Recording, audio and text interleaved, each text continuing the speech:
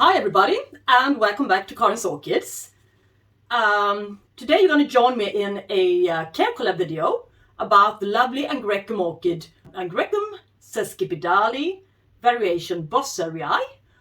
And this care collab is going to be together with a few other channels here on YouTube. So this time the other participating channels is going to be, let's see, Ninja Orchids, Fernanda Nascimento, Orchids and Succulents, Plants and Other Things, Eds Orchids, Orchids Fynbos, the Orchid SaGa, Todd's Tropicals, Simply Orchids, etc. and TD More Than Just Orchids. So, let's see here. Now we're going to talk about this Sesquipedale variation Bosserii, which I thought, at first, thought was a cross, a hybrid cross, but it really isn't. It's from Madagascar. And to be exact, from I think the northern part of Madagascar. And the Bosserii variation is more compact than the regular, shall we say, Sesquipedale. And the Sesquipedale is known as the Christmas orchid, so it blooms during Christmas time, only once a year. I got this one, my lovely one, as a young plant, 1 year to flowering size, from Orchid in Denmark, 2017 in April. And what shall we say, it was sitting in a hanging basket in green mix. And I repotted it quickly, I might add, into leca beads mixture with charcoal, lots of charcoal, and large pieces of bark, and gave it a lot of water. I watered it quite frequently, never really let the roots dry out for a far too long period of time, and I fertilized it quite heavily, gave it a little bit too much light, so the leaves burnt a bit, so I placed it into a more shady position after that. And 2019 in January, I transitioned the orchid into semi-hydroponics culture with a bit of charcoals in it. And it's been sitting in that media, semi-hydroponics setup, ever since. I never repotted it. So here's where the little beauty sits. On the side on my IKEA stand. The stand's called Sucker, and I put two stands together on a bench, as you can see here. So there was room for 2 trays, or well, as a matter of fact, 3 trays here, to place some extra orchids on. And as you can see, I have quite a few other Angraecum orchids set up in the same, in the same area, about the same area. They seem to like it there. And here's the little beauty. Little, well, it's not so little anymore. Certainly not root-wise. The roots are spreading everywhere. Steady, fat, thick, really steady roots. In growing stage, it always gets into growing stage when it's about, when it's time for it to bloom. And what do I give it? A regular living room temperature. 23.6 degrees Celsius, 63% humidity. Yeah. And some lights that comes in through that little window, and this little LED light here. Yeah. So not really all that much light for this guy, and it doesn't seem to bother. He likes it this way. Quite dampened light. Yes.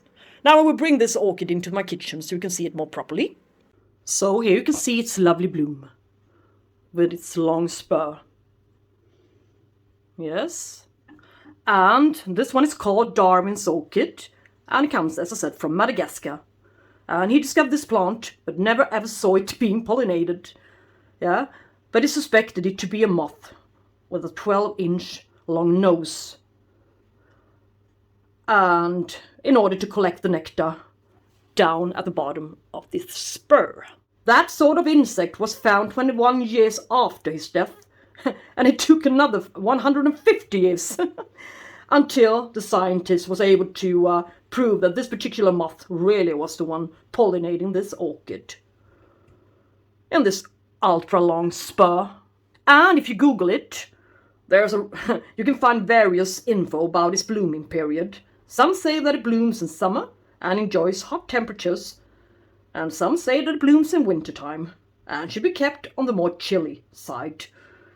Well, I may just as well admit that it bloomed for me for the very first time in November last year, the year of 2020. And it gave me 2 buds. And I will show you its buds in this clip, what they looked like last autumn.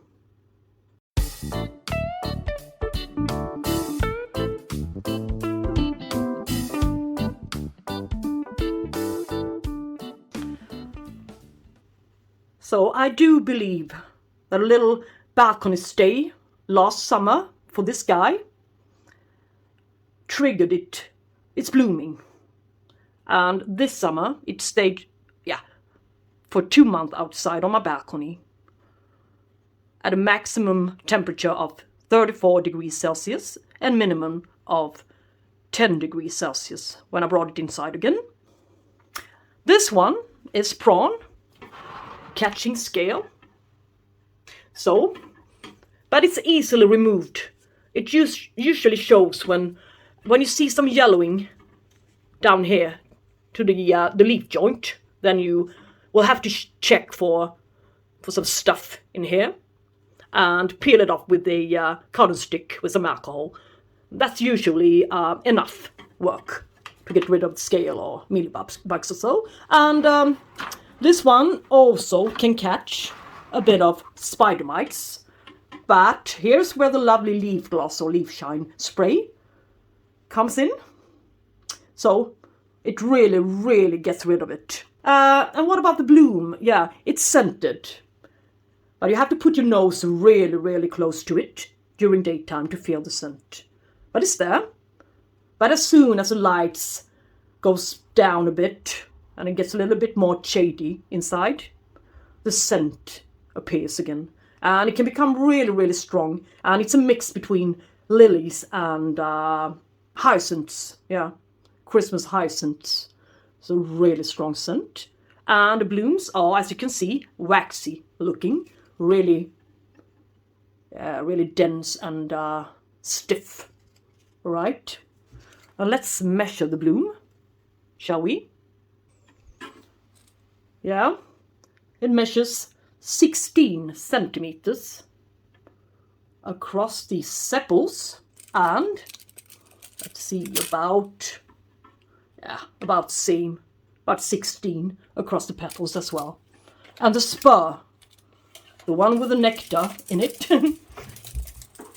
measures about 25 centimeters. About last year it measured about 30. And last year's blooms were quite greenish looking as it came out, just as this one. So there's no difference. But last year's blooming, or shall we say last year's blooms, stayed greenish. And this one is after 3 days open. White, totally white. Not the slightest hint of green to it. So I think this one, as it only produced 1 bloom, had some more energy to make it bigger, make it larger, wider, higher, everything. And it still got the scent for 2 of them. Just the same amount of scent, fragrance. So that's amazing.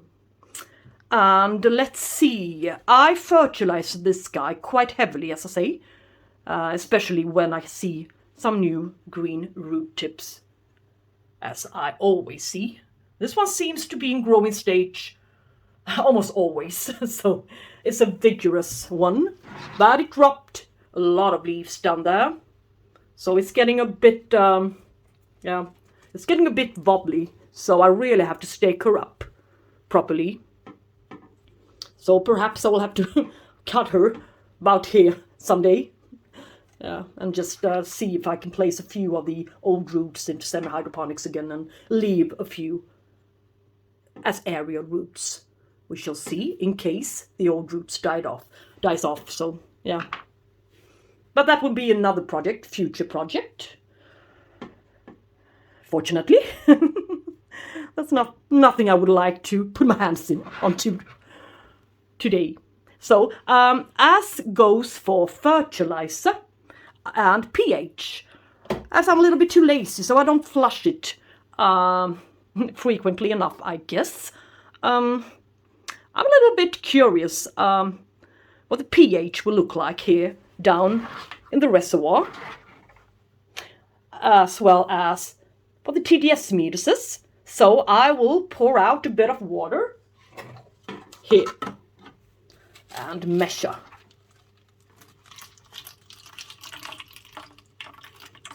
Just enough to get the end of the TDS meter down. So here's the TDS meter on. Yay. Let's see what it measures. Oh my goodness, it measures 441. Oh. And I know that pure tap water here measures about 100. So it's a bit stuff in there. Well, it doesn't seem to do this guy any harm. But anyway, let's see what the pH says. Takes a bit of time to for it to stabilize, but oh dear. This was a real surprise. 3.2. So well, the leca really doesn't increase the pH, raise the pH.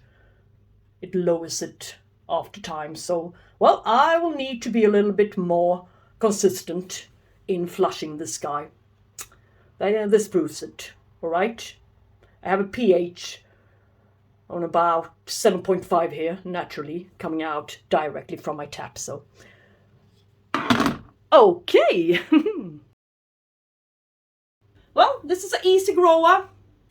Grows well in leca growing, semi-hydro, self-watering. Thirsty guy, fertilize a lot, needs a little bit of chilly climate for a while in order to trigger the blooming. She blooms for about 3 weeks, maybe she can bloom longer. I don't know, but last time it bloomed for 3 weeks. And it took about 2 months from the spike to appear until it had a fully open bloom. Lives in the northern part of Madagascar, a little bit more compact grower, can bloom twice a year, and doesn't need very bright light, so you can give it dampened light and it will thrive for you. Widely spread root system and highly scented. Well, guys, I guess that would be all for today, and thank you so much for joining me in this little care collab video, and I hope, well, I gave away at least a bit useful information to you. So, alright, now jump over to the other guys and see their Angraecum Sesquipedale variation Bosserii. Alright guys, talk to you soon and take care. Bye bye.